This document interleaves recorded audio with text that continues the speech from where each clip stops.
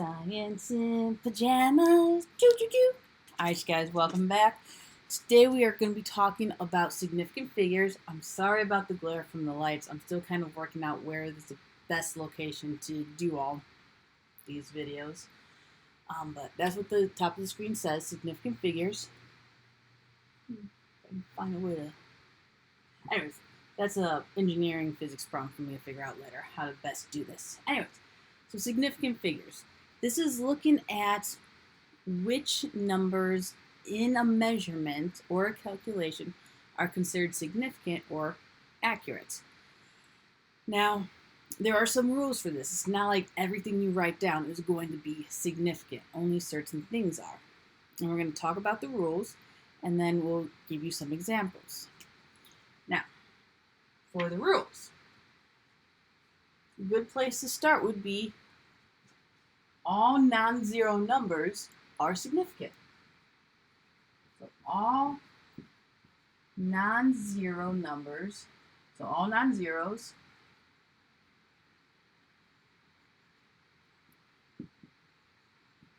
are significant.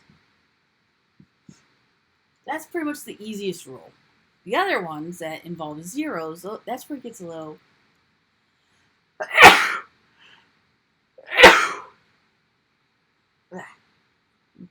That's me. That's where it gets a little... Sorry, I got some dog fur for my shirt. That's where it gets a little more, iffy.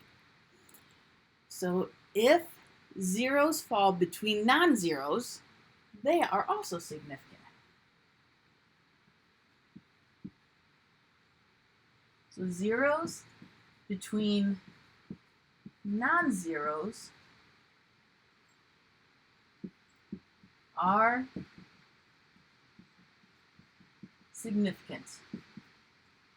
And we're going to provide you with rule or examples for all of these.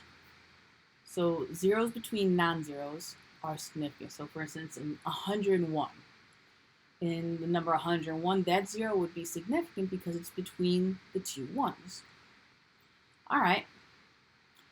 If a zero is after a non-zero number and there is a decimal, so a zero follows a non-zero and a decimal is present. Learn how to spell, Ms. Komar. Then they are significant.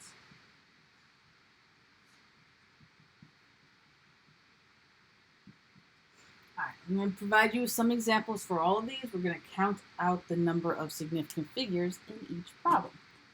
So, let's go ahead and get started on this. Needs to be another marker. Alright. So all non-zeros are significant. So if we have the number 28,742, every single one of those would be significant. So there are 5 sig figs. That's just how we abbreviate significant figures, as the word sig figs. Let's see.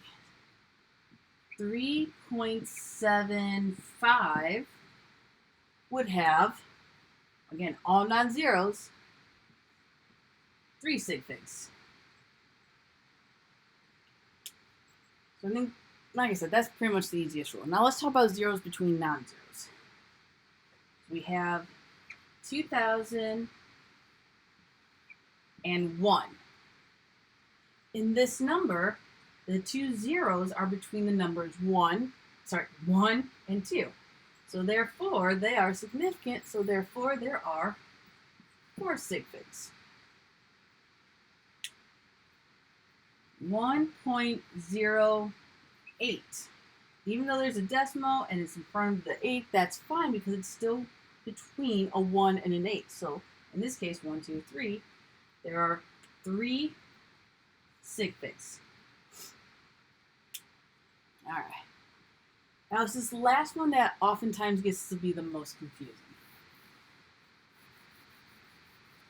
For the zero to count, it has to meet both of these conditions. It has to follow or be behind a non-zero number, and there has to be a decimal present. What I mean by that is, if I just do 4,000,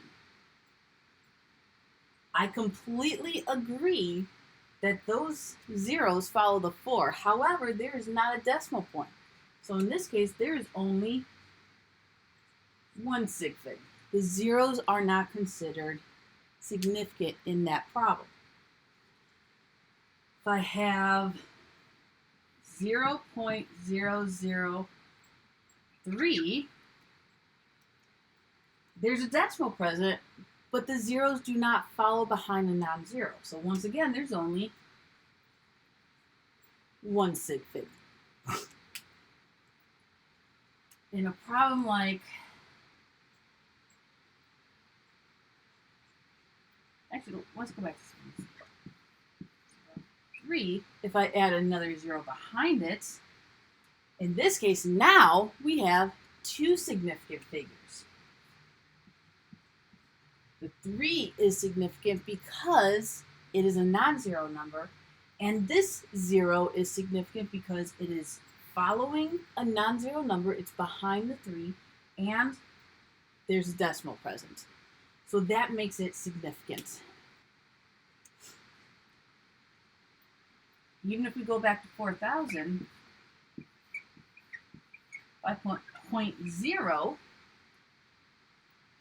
then we went from, even though these have the same value, 4,000, 4,000.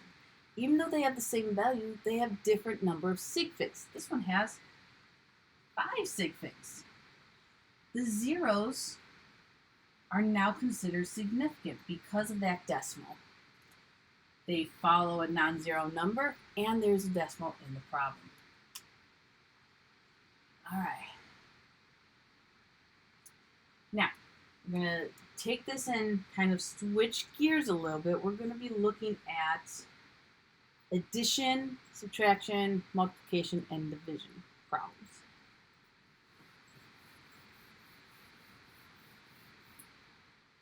All right, so I'm hoping you guys are good on these rules. I'm going to erase them so I can put up the rules for the math portion.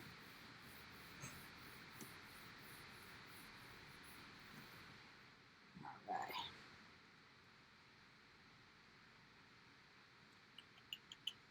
There it is. All right, so we're going to start off with multiplication and division.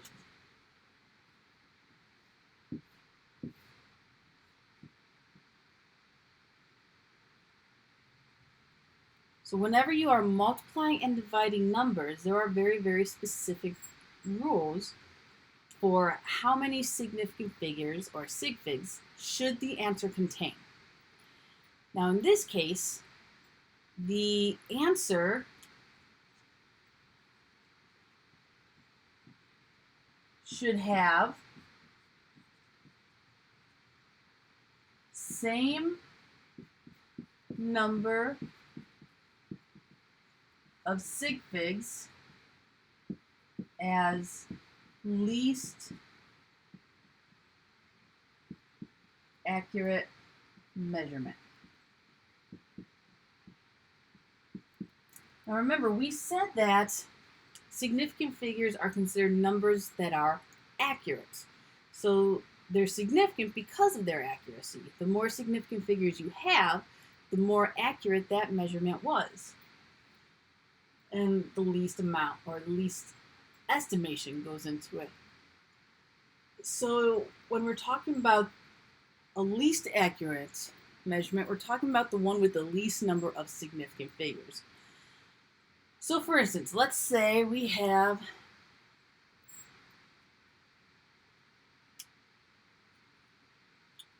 six times 3.897.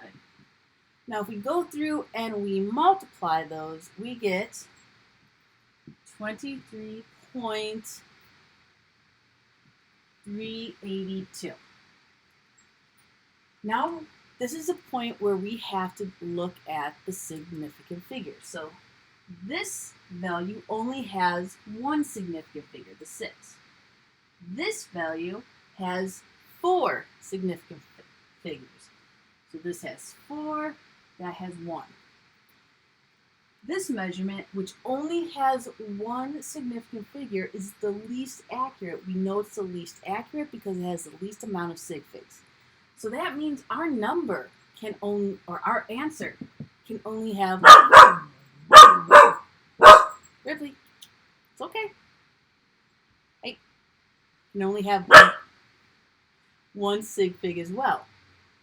Now, how do you take 23.382 and turn it into a 1 sig fig number? Well, you round, and you want to round to the best possible answer. Now, the best possible answer to get only one significant figure would be to round it to 20. 20 only has one significant figure. This 0 does not count as significant because there is no decimal point in that answer. So only the 2 counts as significant. You follow the normal rules of rounding. I would not round this up to 25 because both the 2 and 5 are significant. I can't round it up to 30 because, again, just rules of rounding. You gotta follow the rules. So we would round it down to 20. All right, let's do another one. We have 4.03 times 8.0130. Now, if we were to multiply those numbers together, we would get 34.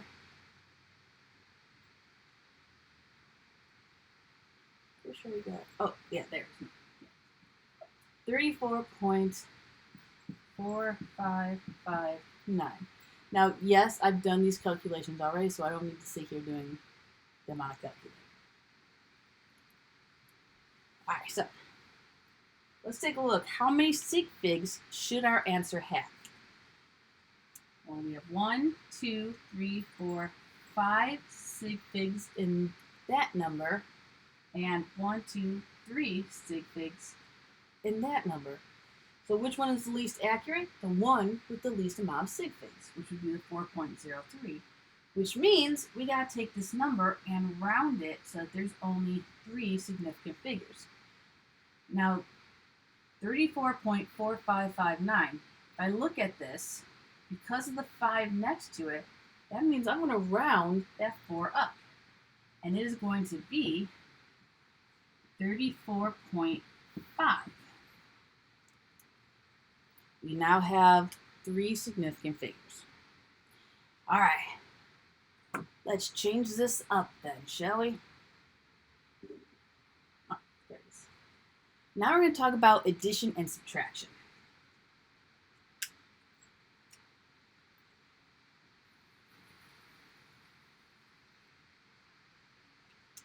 So with addition and subtraction, we actually have different rules.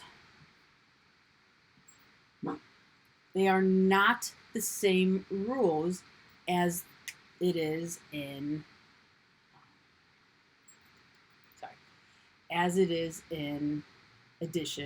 multiplication and division.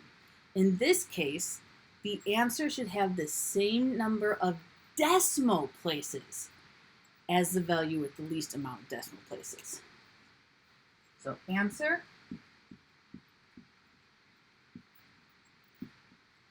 should have